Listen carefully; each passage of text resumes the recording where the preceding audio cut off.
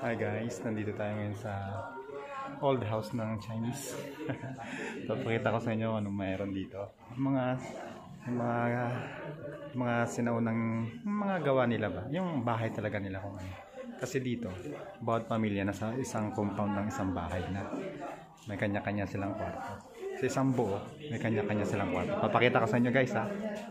Yan, nandito tayo guys. Ito yung pinaka main area nila. Yan dito. Yan yung kanilang, dyan sila nagpapaypayo yung nagdarasal ba. Ganyan style.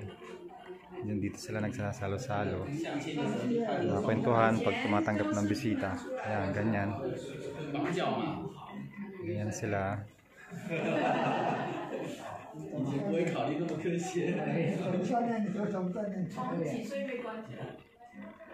Tapos yan naman yung area na yan na walang bubong. Yan, dito sila nagsasampay. Diyan magiging sampayan nila. Yung iba meron dyan, yung ibang bahay kasi meron dyan sa gitna na parang balon para sa tubig nila. Tapos ito, mapakita ko sa inyo bawat kwarto. Bawat kwarto kasi isang pamilya dito. Kasi lang walang ilaw eh. Yun, may ilaw. Yan, ganyan. Bawat kwarto isang pamilya.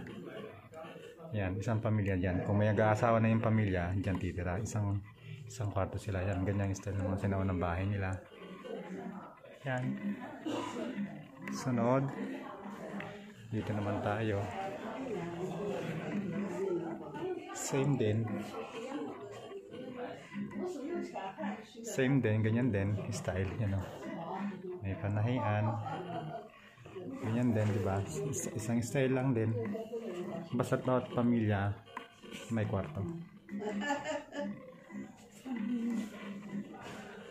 Tapos yan, ito yung dito sila gumagawa ng mga harina. Paggawa nila ng noodles. Kasi mahilig sila sa noodles. Yan, dyan ginagawa yung mga noodles. Yung harina ba? Mga bigas ginigiling. Yan dito. Tapos naman ito, kusina. Yun o, kulungan ng mga manok. Ganyan. Kusina. Mga lutuan ng kusina. Tapos dito naman tayo sa likod. Yan, dito. Dito yung balon nila. Yan sila umigib ng tubig. Tapos dito naman tayo. Ito, dito sila naglalaba. Dito sila naglalaba. Labahan nila to. Tapos dito sila, yung mga luto nila, dito sila nagluluto. Yan o, nagluluto sila. Nandito lutuan. Ganyan yung sila lutuan nila natin. Mga pugon.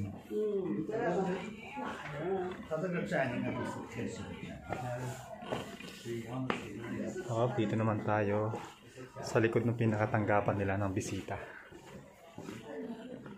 Yan, dito. Mga yung paypay kasi tawagin yung pag-aalay nila dito nilalagay. Kasi sa likod niyan guys, yan dyan yung pinaka juice nila. Kaya itong lugar na to, yung mga nilalagay nila mga gamit-gamit dito nilalagay sa area na to. Guys, punta naman tayo dito sa kabilang side.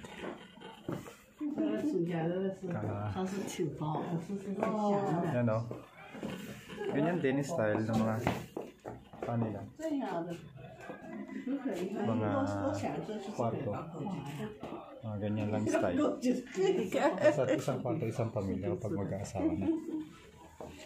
Isang compound lang talaga sila nangyayari. Isang pamilya, isang buong pamilya. Yan, isang compound na, isang buong bahay lang. Ganyan mga style ng kanila. Mga sinaunang bahay pa ng mga Chinese.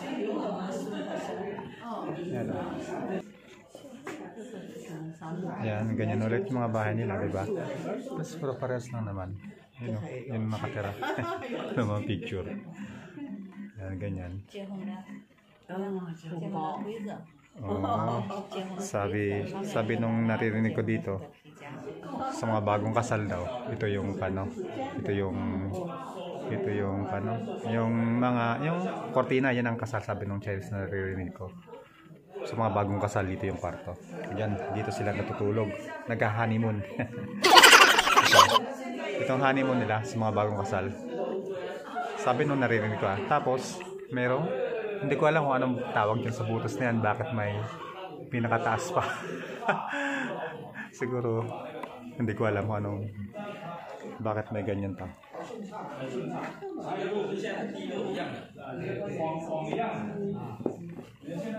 Tapos ito naman, hindi ko alam kasi narinig ko lang, hindi ko alam. Siguro ganun din, tinan mo. Isa lang mga bahay nila. Ganyan lang, ganyan. Diba? Style lang. Para parehas lang sila ng kwarto. Tapos meron ding rooftop. Ano ka, hindi ko alam, ceiling. Anong tawag yan? Hindi ko alam. Wala hagdan kasi. Ba't hindi nilagay ng hagdan? Siguro dyan nilagay yung mga gamit nila, no? Hindi ko alam yan, no? Oh, di ba? Meron dyan. Oh. Kaya, hindi ko alam kung paano tawagin yan. Isa-search natin, no? Yan. Tapos yan, no? Mga bonsai nila. Yan, no? Bonsai. Yan, no? Mga taas ng bahay.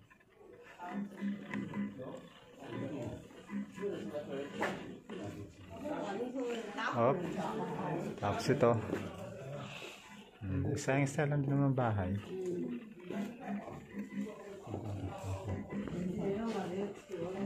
Ganyan din. Ito, isa lang bahay nila, ganyan ba? Ganyan lang. Ilang kwarto nila. So, ito siguro mas malaki. Siguro sa Padre de Pamilya to. Ganyan lang. Mga bahay nila, mga sinaunang Chinese. Isang pabilog lang yan, isang pabilog. Yan o.